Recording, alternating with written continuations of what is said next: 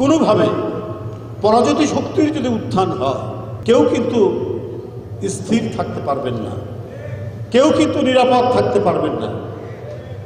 যে পরিকল্পিত সন্ত্রাসের আবহ তৈরি করে, একটি বাতাবরণ তৈরি করে আপনারা ঘোলা পানিতে মাছ শিকারের চেষ্টা করছেন, এই ঘোলা পানিতে মাছ শিকার করতে পারবেন না, বরং ঘোলা পানির মধ্যে আপনারাও পড়ে যাবেন।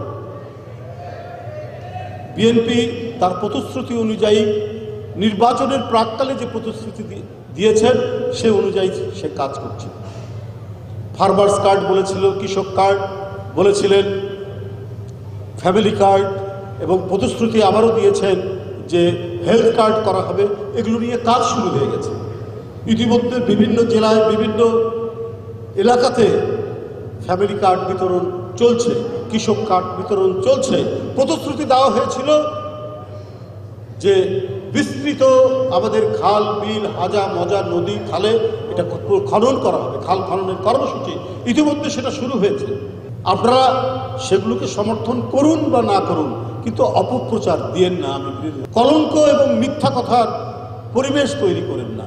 এতে আপনারা মনে করেছেন আপাত দৃষ্টিতে বিএনপির হয়তো আপনারা ক্ষতি করছেন, কিন্তু আপনারা যে প্রকারান্তরে নিজেরা নিজেদের গর্ত তৈরি করছেন এটা আপনারা টের পাচ্ছেন। বিপদ কিন্তু বিএনপির হবে না, বিপদ আপনাদেরও ভয়াবহ রকম ধেয়ে আসতে পারে।